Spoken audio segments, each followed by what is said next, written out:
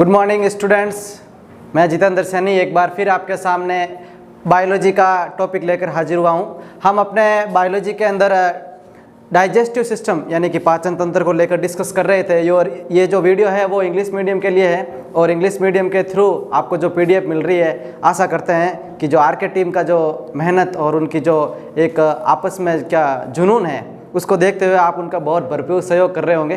तो उसी के उत्साह के साथ आज हम फिर स्टार्ट कर रहे हैं इंग्लिश मीडियम का पार्ट 2 हम आज ले रहे हैं डाइजेस्टिव सिस्टम का। क्लास 10 का ये वीडियो है, लेकिन ये क्लास 10 के लिए नहीं, ये कंपटीशन या हायर एजुकेशन वालों के लिए भी बहुत उपयोगी साबित हो रहा है, ऐसा आपका फीडबैक हमें मिला है। तो इसी के साथ हम स्टार्ट करते हैं। ह्यूमन सिस्टम, मानव तंत्र अपने चल रहा था, उसके अंदर अपने डाइजेस्टिव सिस्टम चल रहा था, उसके अंदर अपने डाइजेस्टिव सिस्टम चल रहा था यानी कि पाचन तंत्र। डाइजेस्टिव सिस्टम के अंदर हमने क्या क्या डिस्कस किया था उसका रिवाइज कर लेते हैं। डाइजेस्टिव सिस्टम के अंदर हमने उसका डायग्राम बनाया था, उसके ऑर्गन्स एंड डाइजेस्टिव ग्लैंड्स के बारे में डिस्कस किया था, पर्टिकुलर ऑर्गन का रीजन देखा था, पर्टिकुलर ऑर्गन का स्पेस कितना होता है, उसकी लेंथ एंड साइज कहाँ पर वो होता है, किस प्रकार का फंक्शंस करता है, उसके बारे में डिस्कस हम आज करने वाले हैं। उससे पहले मैं बता दूं कि डाइजेस्टिव सिस्टम पढ़ने से पहले हमने कुछ उसके बेसिक टर्म्स को पढ़ा था।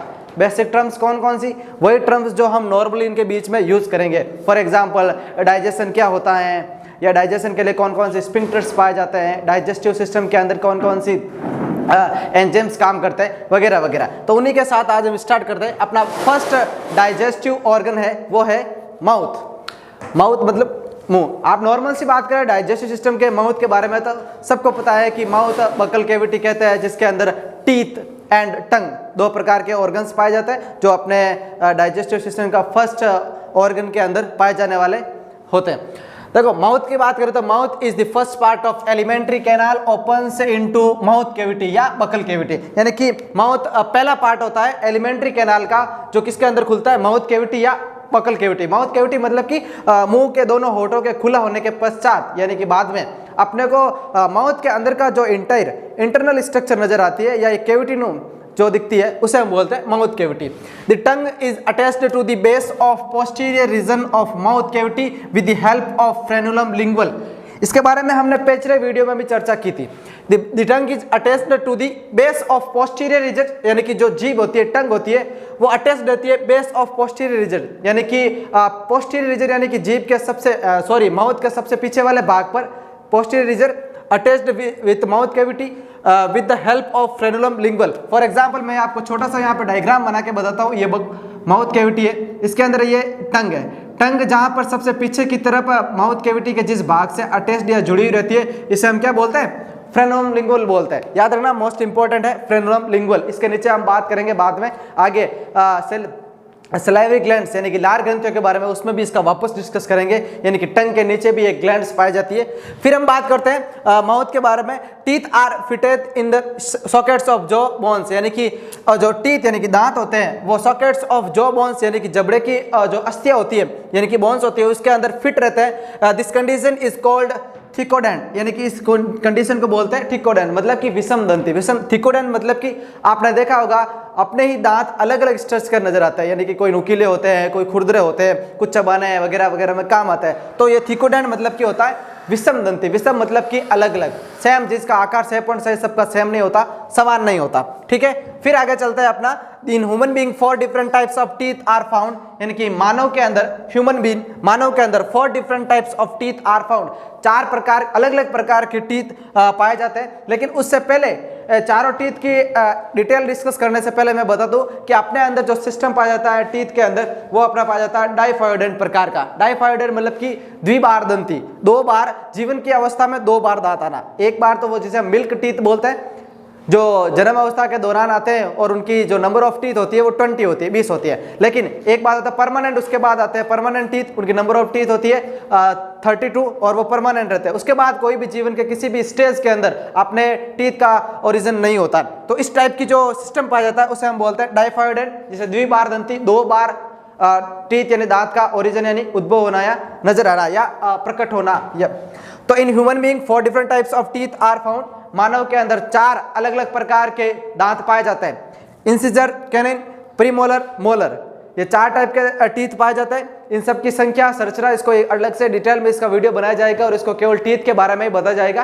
तब तक के लिए आप इसका नाम को ध्यान रखें, इंसिजर, कैनिन, प्रेमोलर एंड मोलर। ये 4 टाइप के डिफरेंट टाइप के टीथ पाए जाते हैं। फिर हम बात करते हैं अपने डाइजेस्टिव सिस्टम का नेक्स्ट ऑर्गन या सेकंड ऑर्गन, माउथ के बाद आने वाला फेरिंग्स। फेरिंग्स जिसे हम अपनी लोकल लैंग्वेज में बोले तो ग्रसनी या गले वाला पार्ट कहते हैं। याद रखना, गले वाला जो पार्ट नजर आ रहा है, गले के नीचे वाला पार्ट या गले के अंदर वाला संरचना, उसे बोलते हैं फेरिंग्स। ये क्या होगा? The posterior part of mouth cavity opens into flask और फनल शेप्ड फेरिंग, यानी कि जो माउथ का पोस्टीरियर पार्ट होगा, माउथ का पोस्टीरियर पार्ट कैसे? फॉर एग्जाम्पल मैं आपको एक छोटा सा डायग्राम बना देता हूँ। यहाँ पे मान लो कि ये माउथ है,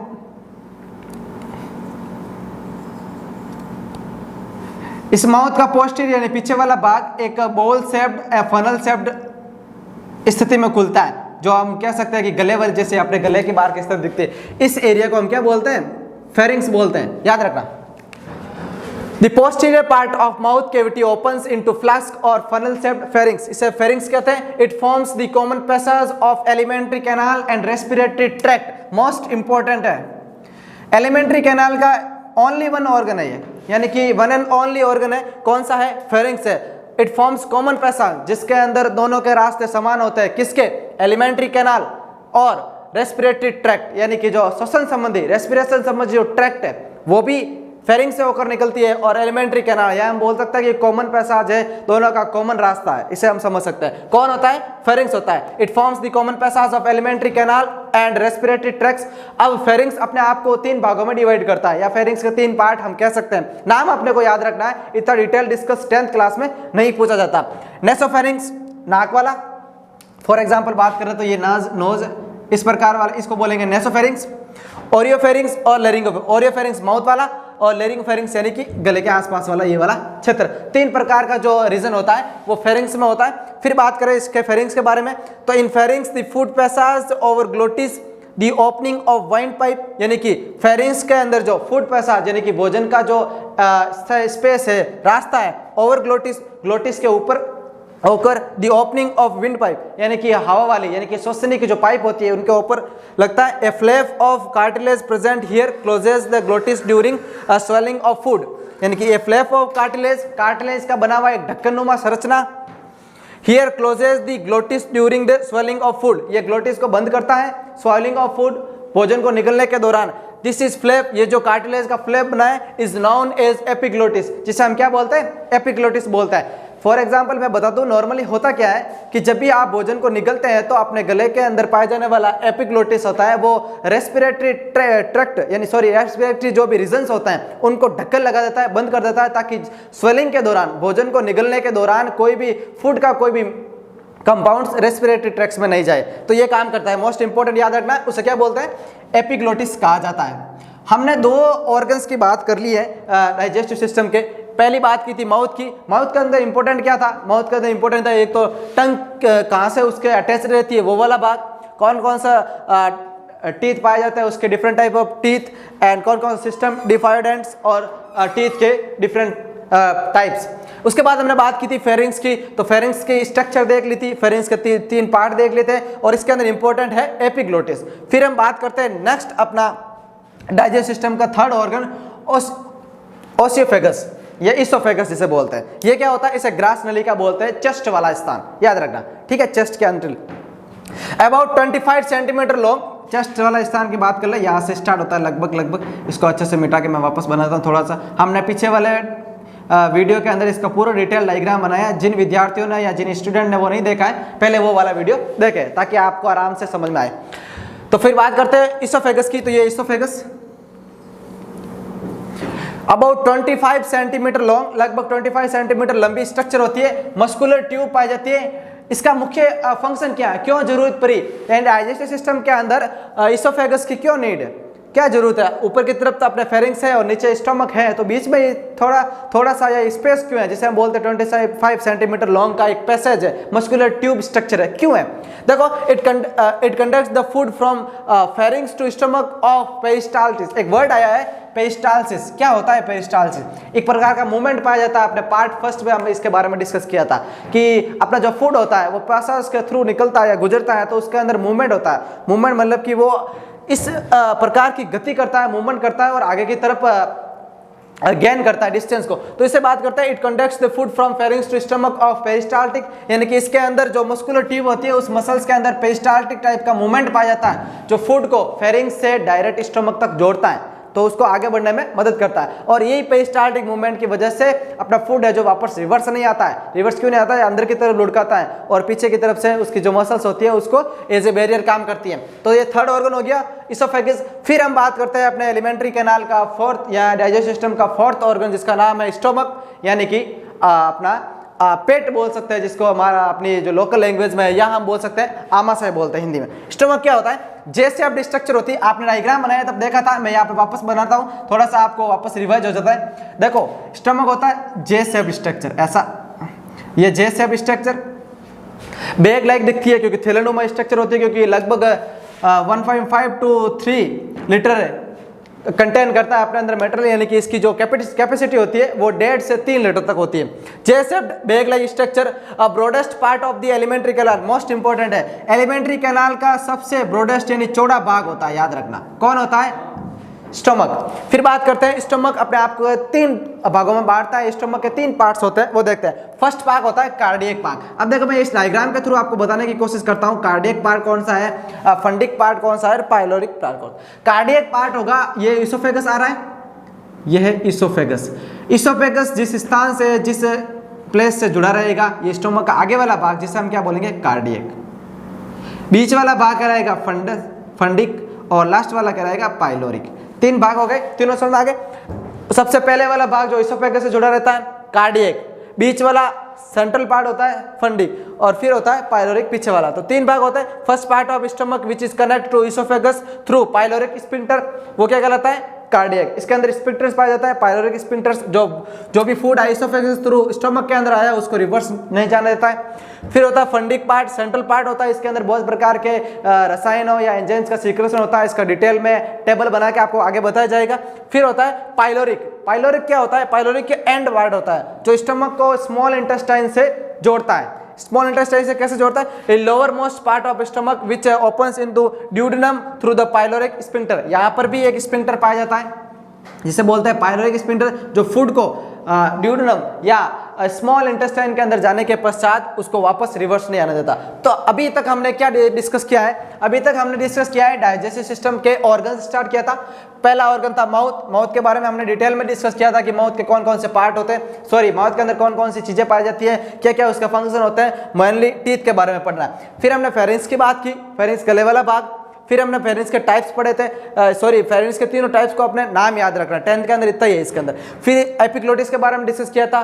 फिर इसोफेगस 25 सेंटीमीटर लॉन्ग, इसके अंदर एक मूवमेंट पाया जाता है पेरिस्टाल्टिस मूवमेंट, इसकी मसल्स, इसकी ट्यूब के अंदर मसल्स के अंदर। फिर होता है फोर्थ स्टमक, जैसा स्ट्रक्चर, स्टमक के तीनों पार्ट पढ़े थे हमने। अब स्टार्ट करेंगे इसके आगे वाले पार्ट के अंदर स्मॉल इंटेस्टाइन, एलिमेंट्री कैनाल का next organ.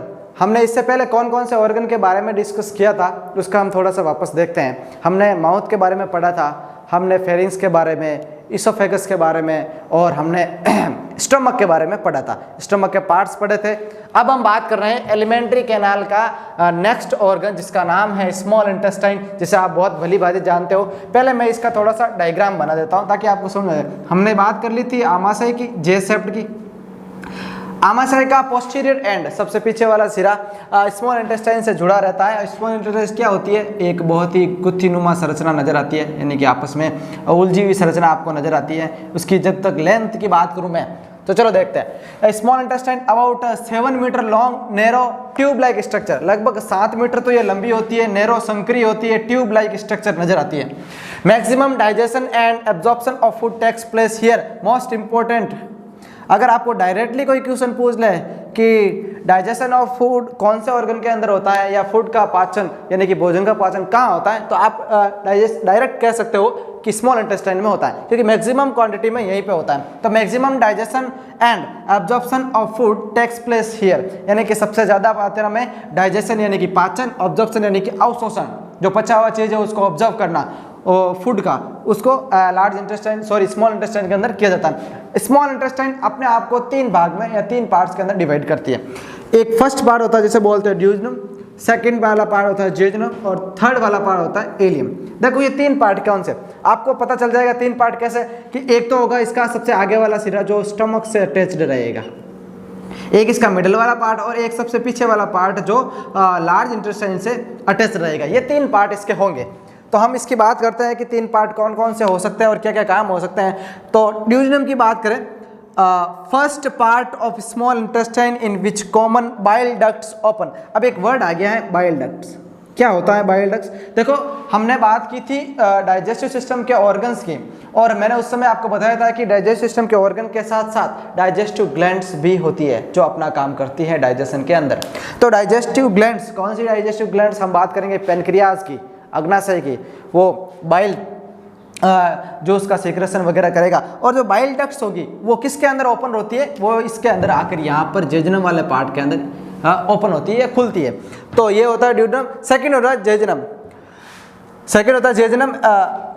एंटेरोसाइड of jejunum are adapted for absorption of food. अब एक मोस्ट इंपॉर्टेंट वर्ड है, जेजुनम के अंदर कुछ स्पेशल टाइप की सेल्स पाई जाती है जिसे बोलते हैं एंटेरोसाइड सेल्स। ये क्या काम करती है कि जो भी स्मॉल इंटेस्टाइन के अंदर ड्यूडेनम से फूड का डाइजेशन हुआ है वही फूड, डाइजेस्टेड फूड का एब्जॉर्प्शन का होता है जेजुनम वाले पार्ट में होता है। यहाँ पर कुछ स्पेशल टाइप की सेल्स पाई जाती है जिसे हम एंटेरोसाइड सेल्स कहते हैं। ये सेल्स क्या करती है? डाइजेस्टेड फूड को एब्जॉर्ब करती है। ठीक है, जेजुनम वाला पार्ट हो गया। फिर लास्ट बचा इलियम वाला part. Last part of small intestine inverted in absorption of food. अब ये क्यों, खुद भी क्यों एब्जॉर्ब कर रहा है? यहाँ पर भी हो रहा है, यहाँ पर भी हो रहा है। देखो सबसे पहले ड्यूजनम के अंदर डाइजेशन स्टार्ट होता है, थोड़ा बहुत जिसका डाइजेस्ट हुआ उसका एब्जॉर्प्शन हो गया, इसमें भी एब्जॉर्प्शन मैक्सिमम यहाँ होता है। फिर थोड़ा बहुत और बच गया, या कौन बच गया या किसके कारणों से? तो आपको पता है कि डाइजेशन का प्रोसेस बहुत ही कॉम्प्लेक्स होता है। धीरे धीरे सब प्रकार के कंपोनेंट्स, मिनरल्स, विटामिन्स और फूड कंपोनेंट्स का एब्जॉर्प्शन और डाइजेशन होता है। तो यहाँ पर इलियम के अंदर भी कुछ प्रकार का एब्जॉर्प्शन होता रहता है। तो स्मॉल इंटेस्टाइन के बारे में हमने डिस्कस कर ली थी। अब देखो स्मॉल इंटेस्टाइन का लास्ट सिरा एक ब्रॉड यानी कि चौड़ी ट्यूब लाइक स्ट्रक्चर जो स्मॉल इंटेस्टाइन के चारों तरफ चक्कर लगाती हुई एक स्ट्रक्चर नजर आती है, उसके अंदर जाके खुलता है और उसे हम बोलते हैं लार्ज इंटेस्टाइन। लार्ज क्यों होता है? क्योंकि इसका डायमीटर लार्ज होता है as compare to small intestine. तो हम बात करते हैं अपने डाइजेस्टिव ऑर्गन्स का लास्ट ऑर्गन जिसका नाम है large intestine. This part of alimentary canal is broader than small intestine, यानी कि एलिमेंट्री कैनाल का सबसे चौड़ा भाग होता है। याद रखना, चौड़ा होता है। क्यों होता है? क्योंकि देखो स्मॉल इंटेस्टाइन के अंदर जो भी फूड डाइजेस्ट हुआ है उसके अंदर हालांकि प्रत्येक प्रकार के जो कंपोनेंट्स थे वो कंपोनेंट्स क्या कर रहे थे? उनका एब्जॉर्प्शन हो रहा था। अब इलियम के बाद जो भी फूड जाएगा वो क्या होगा? अनडाइजेस्टेड या वेस्ट मटेरियल से गुला हुआ रहेगा, जो काम की चीज़ें नहीं रहेगी। तो उनको पर्टिकुलर एक पाथ चाहिए जो एक लार्ज क्वांटिटी के अंदर होता है, उसी क्वांटिटी के लिए पर्टिकुलर पैसेज होना चाहिए, उसको एक सुटेबल पैसेज मिलना चाहिए। इसलिए क्या होता है? इसका डायमीटर थोड़ा बड़ा होता है और इसी डायमीटर के अकॉर्डिंग इस ऑर्गन को हम बोलते हैं large intestine. This part of alimentary canal is broader than small intestine. इसके भी तीन पार्ट होते हैं। कौन कौन से? चेस्टम, कोलन और रेक्टम। देखो सबसे पहला वाला ब्लाइंड नॉट डेवलप्ड, सबसे आगे वाला भाग जो डेवलप्ड नहीं होता ज्यादातर उसे बोलते हैं चेस्टम। फिर होता है colon, divided into ascending, transfer, descending. Ascending यानी चढ़ाव, डिसेंडिंग यानी उताव, यानी कि चढ़ाव और उताव वाला एरिया जिसे बोलते हैं कोलन। इसके अंदर ये पैसेज क्यों मिल रहा है? देखो एक बात हमेशा याद रखना कि लार्ज इंटेस्टाइन के अंदर अनडाइजेस्टेड फूड उसके अंदर मोशन करता है, लेकिन इसके अंदर भी वाटर एंड जो भी मिनरल्स है उनका अवशोषण होता है, यानी कि एब्जॉर्प्शन भी होता है। ये मोस्ट इंपॉर्टेंट है क्योंकि लार्ज इंटेस्टाइन का मुख्य काम होता है, या मेन फंक्शन की हम बात कर लें लार्ज इंटेस्टाइन की, तो वो क्या करती है कि अनडाइजेस्टेड फूड को रेक्टम के थ्रू एक्सपेल आउट करने में काम करता है। लेकिन यहाँ पर भी वाटर प्लस मिनरल्स दोनों का ऑब्जॉर्व होता है, याद रखना। तो ये जो असेंडिंग और डिसेंडिंग वाला पाथ होता है वो इसको वेरिएबल सुटेबल टाइम पीरियड होता है, यानी कि ये थोड़ा यहाँ से घूमकर इस तरफ आएगा, थोड़ा टाइम में धीरे धीरे वाटर वगैरह का अब्जॉर्प्शन हो जाएगा। फिर सबसे लास्ट वाला और एंडिंग एलिमेंट्री कैनाल का सबसे लास्ट पार्ट होता है rectum. Last part of large intestine या एलिमेंट्री कैनाल बोल दो, एक ही बात है। The last part of large intestine related to the egestion of undigested food. अब देखो ये इसका काम ही क्या हो गया? Related to egestion of, egestion मतलब कि मान लो कि एक्सपेल आउट करना अनडाइजेस्टेड फूड, अपचित यानी कि जो पचा हुआ नहीं है, जो काम का नहीं है, वेस्ट मटेरियल है जो पच नहीं पाया है, उसको बॉडी से एक्सपेल आउट करने के लिए काम करता है। तो इस प्रकार हमने क्या देखा है? अभी तक हमने देखा है कि एलिमेंट्री कैनाल के सारे ऑर्गन्स। अब 3 ग्लैंड्स बची है, उसको मैं इसके बाद में डिस्कस करता हूं, तब तक के लिए आप देखते रहिए। अब हम बात करते हैं डाइजेस्टिव ग्लैंड्स की। इससे पहले हमने डाइजेस्टिव ऑर्गन सारे डिस्कस कर लिए। अपने डाइजेस्टिव सिस्टम का लास्ट टॉपिक चल रहा है वो है डाइजेस्टिव ग्लैंड्स। फिर हम बात करेंगे डाइजेशन के बारे में, कैसे फूड का डाइजेशन होता है अप एंड ऑल। फिर बात करते हैं देखो डाइजेस्टिव ग्लैंड्स की। तो मैंने वीडियो के स्टार्टिंग के अंदर भी आपसे ये डिस्कस किया था कि 3 प्रकार की या 3 types of digestive glands in found in human body. मानव शरीर के अंदर 3 प्रकार की डाइजेस्टिव ग्लैंड्स या ग्रंथियां पाई जाती है। First of all salivary glands, यानी कि जिसे हम लार ग्रंथियां बोलते हैं। सलाइवरी ग्लैंड्स यानी कि लार ग्रंथियां। अब देखो लार ग्रंथियों की बात करो तो अपने बॉडी के अंदर 3 types of salivary glands are found. 3 type की होती है। फर्स्ट होती है पैरोटिड, सेकंड होती है सबमैंडिबुलर, थर्ड होती है लिंगुअल। तीनों के आपको नाम याद रखने, पैरोटिड, सबमैंडिबुलर, सबलिंगुअल। लिंगुअल जीभ के नीचे पाई जाती है। फिर देखो ये जो लार ग्रंथियां होती हैं, ये सलाइवरी ग्लैंड्स होती है, ये सीक्रेशन करती है सलाइवा का। Saliva is a watery liquid और सॉल्यूशन। जो सलाइवा यानी जो लार होती है वो वाटरी लिक्विड होती है, एक वाटर जैसा लिक्विड होता है और सॉल्यूशन होता है। It has mucus and start digesting enzyme. Important है, हमने पहले ही बात कर ली थी कि माउथ यानी कि बकल कैविटी के अंदर स्टार्च का या डाइजेस्टिव एंजाइम स्टार्च का डाइजेशन स्टार्ट हो जाता है। क्यों हो जाता है? क्योंकि सलाइवा के अंदर mucus and starch digestive enzyme पाए जाते हैं। ठीक है, which helps in lubricating the food and makes the easier for swallowing. ये काम करता है lubricating of food and makes easy, आसानी से इजी बनाता है, आसान करता है फॉर सोलिंग, निकलने के लिए। ये काम होता है किसके? लार ग्रंथियों का। जो लार है जो एमाइलेज या टाइलिन एंजाइम का सीक्रेशन करता है, ये आप बहुत अच्छे से जानते हो। इसके बारे में और डिटेल में मैं आपको टेबल बना के बताऊंगा आगे। सलाइवरी ग्लैंड्स पूरी होगी, तीनों के नाम आपको याद रखने हैं। Salivary glands, parotid glands. Salivary glands first होती है पैरोटिड, सेकंड होती है मैंडिबुलर, थर्ड होती है lingual.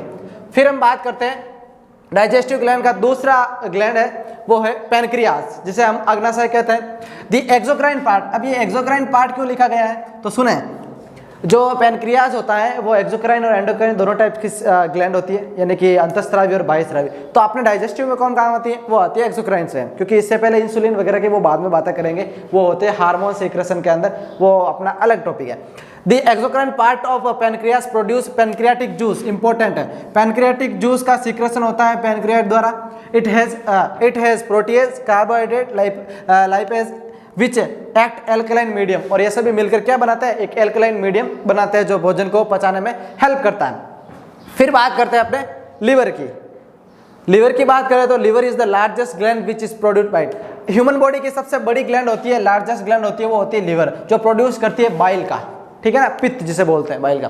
The bile is stored in the गैल ब्लैडर। जो बाइल होता है उसको स्टोर किया जाता है गैल ब्लैडर के अंदर, पित्ताशय जिसे बोलते हैं। ठीक है, it causes emulsification of fat and help in providing alkaline medium for the activity of enzyme. ये करता है, it causes emulsification of fat का इमल्सिफिकेशन को रोकता है, help in providing alkaline medium, और प्रोवाइड करता है एल्कलाइन मीडियम, उसमें मदद करता है for the activity of enzyme, एंजाइमों के एक्टिविटी के दौरान। तो हमने अभी तक क्या डिस्कस किया है? हमने यही देखा है कि डाइजेस्टिव ऑर्गन्स क्या क्या होते हैं, ग्लैंड्स का। देखो इनकी जो टेबल है वो मैं आगे बना के बताऊंगा नेक्स्ट पार्ट के अंदर। अपने इसके नाम और उसके पार्ट को देखा है, हर एक के बारे में हमने डिटेल में। अब बात कर लेता हूँ मैं थोड़ी पैनक्रियाज की वापस में। तो ये पैनक्रियाज है जो पैनक्रियाटिक जूस का सीक्रेशन करता है। वही पैनक्रियाटिक जूस अपने भोजन के अंदर जो प्रोटीज, कार्बोहाइड्रेट और लाइपेज बनाने में यानी कि एल्कलाइन मीडियम बनाता है। ये इंपॉर्टेंट भी है, इसका डायग्राम, इसका प्लेस पता होना चाहिए। ये हल्की उभारनुमा ट्यूब लाइक चौड़ी स्ट्रक्चर होती है जो स्टमक के नीचे पाई जाती है। लिवर की बात करें तो ये ट्राइंगुलर शेप का बड़ा चौड़ा भाग होता है, लार्जेस्ट ग्लैंड होती है। इसका डायग्राम आपने बनाया होगा, डायग्राम में देखा होगा। फिर बात करते हैं लिवर के बारे में, थोड़ा सा और डिटेल में बात करें तो सबसे बड़ी ग्लैंड है। बड़ी ग्लैंड होने की वजह से क्या होती है कि आप समझ सकते हो कि इसके अंदर जो प्रोड्यूस होगा बाइल का वो ज़्यादा मात्रा में होता है, और बाइल का प्रोड्यूस हार्डेस्ट पार्ट को तोड़ने में मदद करता है। तो इसी के साथ अपने आज पूरा हो गए हैं डाइजेस्टिव ग्लैंड्स, डाइजेस्टिव ऑर्गन सभी। नेक्स्ट वीडियो में हम बात करेंगे डाइजेस्टिव ग्लैंड से होने वाले और सीक्रेशन एंड उनके अंदर होने वाले डाइजेशन के बारे में। तब तक के लिए देखते रहिए, धन्यवाद।